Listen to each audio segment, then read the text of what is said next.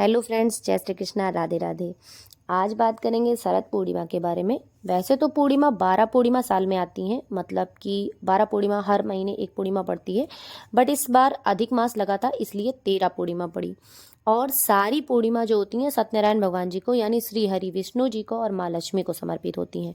अश्विन महीने में आने वाली पूर्णिमा को शरद पूर्णिमा कहते हैं, मतलब जो अश्विन महीने में पड़ती है उस पूर्णिमा को हम शरद पूर्णिमा कहते हैं, या कोजागरी पूर्णिमा या रास पूर्णिमा भी कहा जा सकता है।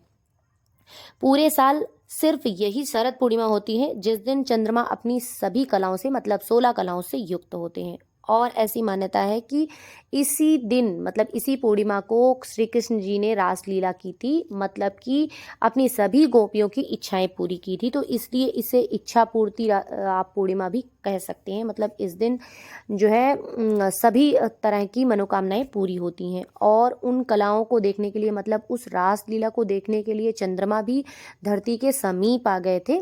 तो इसलिए कहते हैं कि चंद्रमा सबसे समीप होते हैं इस दिन धरती के, और उनसे कुछ भी मांगिए तो पूरा होता है।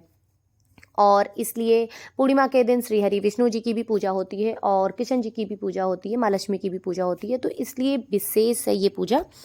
तो इस बार जो है वो क्या करनी है, कैसी करनी है, क्योंकि बहुत सारी कन्फ्यूजन है। और इस बार आपको, मतलब इस जो है पूर्णिमा पे लग रही है चंद्र ग्रहण।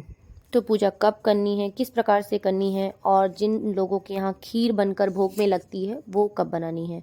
तो देखिए, चंद्रमा मतलब शरद पूर्णिमा के दिन तो ग्रहण लग रहा है और उसका सूतक भी लग जाएगा। तो इस तरह से हम कब कर सकते हैं। तो सूतक में खीर बनाकर रखना, तो पहली बात तो बना ही नहीं सकते हैं। दूसरी बात, यदि बना नहीं सकते हैं तो रखेंगे कैसे, और पहले से बनाकर यदि रखते हैं तो सूतक में वो खीर बेकार हो जाएगी। कहने का मतलब कोई भी फायदा नहीं होगा उस दिन बनाने से। वैसे इस जो पूर्णिमा पड़ रही है वो 28 अक्टूबर दिन शनिवार को पड़ रही है। बट उसके एक दिन पहले 14 पूर्णिमा, मतलब एक दिन पहले जो पूर्णिमा पड़ेगी, ये काम हमें उस दिन करना है। और जो लोग व्रत करते हैं, दान करते हैं, स्नान करते हैं, वो सेम डे करेंगे, क्योंकि सेम डे करें मतलब 28 तारीख को सुबह तो सुबह पूर्णिमा रहेगी, बट ग्रहण नहीं रहेगा। ग्रहण का सूतक शाम से लगेगा, मतलब रात में आप खीर का काम 28 तारीख को नहीं कर सकते हैं। बाकी जो सत्यनारायण भगवान की कथा सुनी जाती है या उस दिन जो पूजा अर्चना की जाती है माँ लक्ष्मी की, लड्डू गोपाल जी की, श्री कृष्ण जी की, सत्यनारायण भगवान जी की, तो वो आप सेम डे कर सकते हैं 28 तारीख को। बट जो खीर रखने का प्राविधान है वो आपको 27 को ही करना पड़ेगा, क्योंकि ग्रहण लग रहा है, आप सभी को पता है। तो ग्रहण में कोई भी कार्य नहीं किया जाता है। और एक दिन पहले जो 14 का चंद्रमा होता है उस दिन भी इस चीज पर, मतलब कुछ बूंदें तो अमृत की होती हैं, कंप्लीट नहीं होती हैं बट थोड़ी होती हैं। तो गलत करने से अच्छा है कि सही करें।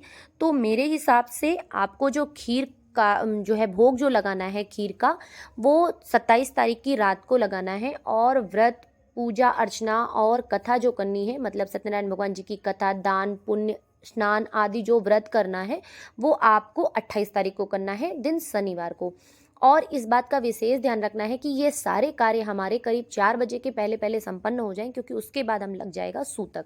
तो सूतक में कोई भी कार्य नहीं किया जाता है, मतलब कोई भी शुभ कार्य नहीं किया जाता है। और हाँ, 4 बजे के पहले जो आप कथा वगैरह कर लेंगे, उसके बाद ये नहीं कि तुरंत सामान वामान हटा दें, क्योंकि हटाने में मतलब ये गलत होता है, नहीं हटाया जाता है, उसे यथार्थ वहीं पड़ा रहने दें। इनकेस अगर आपके पास कोई भोग प्रसाद बच भी जाता है तो उसमें तुलसी दल डालकर रखें। सूतक के पहले तुलसी दल तोड़ लें और उसमें तुलसी दल डाल के रखें, या कुशा डालकर रखें, या गोबर से उसे किनारे किनारे उसके जो है गोड़ दिया जाता है। कहने का मतलब उसे गाय के गोबर से लपेट दिया जाता है, जिससे उससे ग्रहण का प्रभाव नहीं पड़ता है। वैसे तो नहीं खाना चाहिए सूतक में बना हुआ खाना या रखा हुआ खाना, बट अगर नहीं रख सकते, जैसे दूध हो गया, आप घी हो गया, ये सारी चीज़ें तो आप फेंक नहीं सकते हैं। तो इन सारी चीज़ों में तुलसी दल या कुशा या गोबर के लेपन से, मतलब उसके किनारे किनारे, ढक्कन के किनारे या बर्तन के किनारे आप लेपन कर दें, इस तरह से आप उसको रख सकते हैं। सो फ्रेंड्स, ये शरद पूर्णिमा की छोटी सी जानकारी आप सभी को कैसी लगी कमेंट करके जरूर बताइएगा। Thank you for watching. जय श्री कृष्णा, राधे राधे।